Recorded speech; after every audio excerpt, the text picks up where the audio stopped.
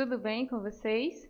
Hoje a nossa aula será sobre o parágrafo de introdução, mas não é necessariamente para te dizer o que precisa aparecer no parágrafo de introdução, mas sim para te ajudar a fazer uma introdução rápida, fácil e principalmente funcional. Vocês sabem que eu sou professora e uma das coisas que ajuda muito a construir o texto é você começar rápido, porque isso te ajuda, isso te dá ânimo. Já pensou que derrota? Pegar a proposta de redação e passar 10, 15, 20 minutos pensando em como vai começar a escrever? Os meus alunos não têm esse problema, porque eles pegam o tema e eles já sabem exatamente qual raciocínio seguir. Eu não gosto de frase pronta, então eu não ensino frase pronta. Eu não gosto de modelo, né? Só para você fazer, só para você completar. Isso não acontece também comigo. E quando eu pego para corrigir, eu detono, né? Eu desgraço, faço a miséria, invento problema até onde não tem, só para você se desvencilhar dessas amarrações, porque você não precisa disso. O que você precisa saber então para uma introdução rápida, fácil e funcional? Você precisa entender o raciocínio. Cada parágrafo do texto dissertativo argumentativo do Enem, principalmente, precisa apresentar 3 tópicos específicos. Na introdução, você precisa de 3 coisas: o assunto, que é o tema, a tese, que é a sua opinião sobre o assunto, sabe aquele contraste, aquele conflitozinho que você cria? Então, é essa a tese. E por último, no parágrafo, os 2 argumentos. Não necessariamente nessa ordem, mas eu recomendo assim, por quê? Porque lá na competência 3 tem um tal de um projeto de texto que você precisa deixar evidente dentro do texto. E o que é esse projeto de texto? É um planejamento, é um esquema que você faz, tá? É a trilha do raciocínio que você deixa pronto para o seu leitor. Então vamos lá. Eu esquematizei aqui já para gente o que a gente precisa para essa introdução. Tá aqui, ó. Segue esse raciocínio, cola aqui, ó, na minha ideia, que eu prometo para você que vai dar certo, tá? Então, assim, primeira coisa que você vai fazer é apresentar o assunto de forma positiva. Tá? Agora, como é que eu apresento um assunto de forma positiva? Por meio de projetos, por meio de leis, por meio de campanhas. Imagina qualquer coisa, né, qualquer mínimo progresso que já tenha ocorrido a respeito daquele assunto e lasca lá no seu texto. Tá bom? Você pode fazer isso, você deve fazer isso.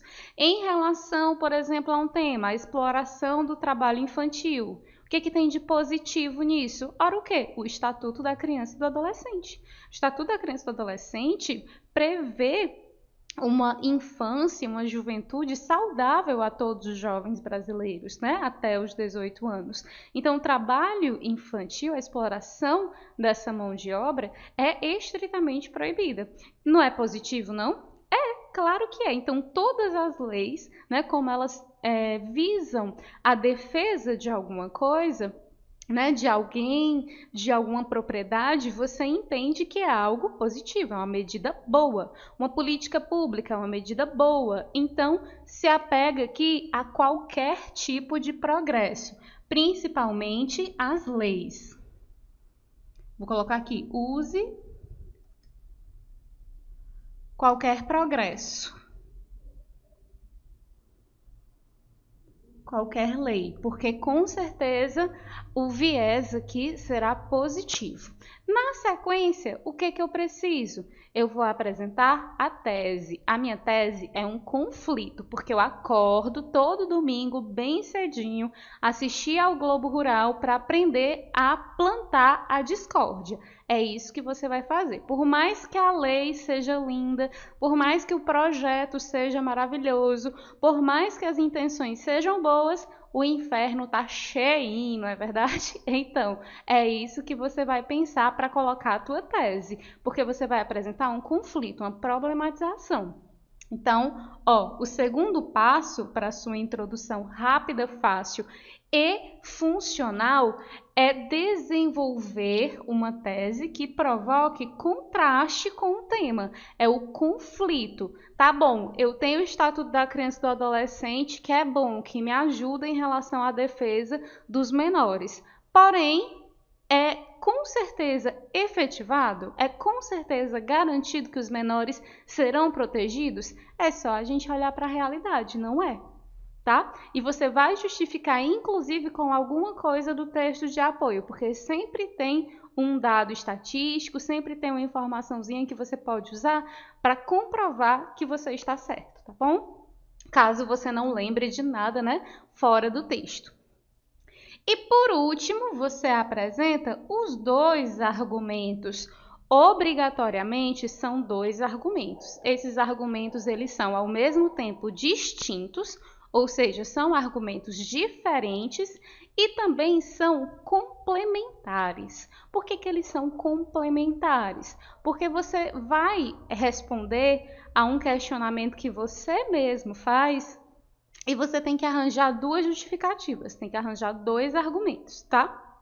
Então, vai colocar o primário, né, aquele que é principal, no primeiro desenvolvimento, e no segundo desenvolvimento você coloca aquele que é secundário, tá bem? Então, você vai dizer aqui, apresentar esses dois argumentos.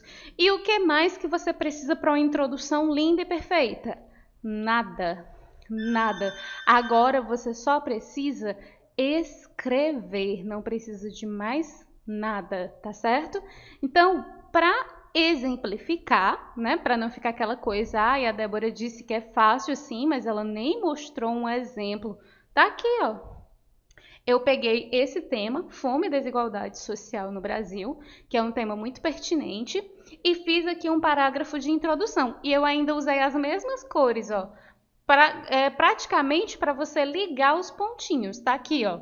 De preto é a apresentação do tema, de azul é a apresentação da tese e de roxinho é a apresentação dos argumentos. Tudo, ó, de maneira linear e organizada. Gente, organização na dissertação argumentativa é tudo, tá? Para todo o texto que você vai desenvolver, a organização é ultra necessária. E é o que eu fiz aqui, ó, tá super organizadinho. Primeiro, apresentando o tema. Eu disse que tinha que ser a partir de algo positivo, né? A partir de uma lei. Então, vamos lá. Em 2003, o governo federal lançou o programa Fome Zero com a intenção de promover segurança alimentar às pessoas em situação de vulnerabilidade. Isso é um progresso? Com certeza é um progresso. Então, eu estou apresentando aqui algo positivo para comprovar a minha teoria para vocês. Depois, o que você faz? Apresenta a tese. Olha a minha tese, olha o conflito. Eu não disse que tinha que ser um contraste? Está aqui o contraste, ó. No entanto, tal medida ainda não se mostra eficiente, uma vez que, segundo o Instituto Brasileiro de Geografia e Estatística, IBGE, 32 milhões de brasileiros não se alimentam regularmente. Olha como é contraste, olha como é conflito. Tá vendo? Aqui eu estou dizendo que o governo federal tem uma medida positiva. E na sequência eu estou dizendo que não é suficiente. E eu comprovo que não é suficiente. Por que não é suficiente?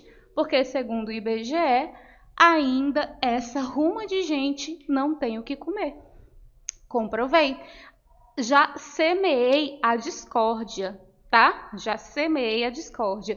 E agora eu tenho que justificar por que, né, que ainda que existam medidas, ainda que tenha o Bolsa Família, ainda que tenha o Fome Zero, ainda que tenha instituições filantrópicas, ainda que tenha uma série de medidas de combate à fome, por que as pessoas, por que 32 milhões de pessoas ainda passam fome? Tá aqui a minha resposta, ó. Ainda que combatida, tal problemática persiste devido à desigualdade socioeconômica e ao capitalismo. Quais são os meus argumentos? Desigualdade socioeconômica e capitalismo. Tá aqui, ó. Esses são os meus argumentos que eu vou desenvolver já já nos meus parágrafos de argumentação. Viu como é fácil? Gente, e qualquer tema que você pegar que tenha esse direcionamento, tá? Não é qualquer tema também não, porque para tudo a gente tem uma exceção, tá? Mas você pega um tema dentro dessa linha de raciocínio que te propõe uma problematização, você pode usar essa estratégia. Isso não é um modelo, eu não estou te dando frases prontas, eu estou te dando uma estratégia e isso vale muito mais.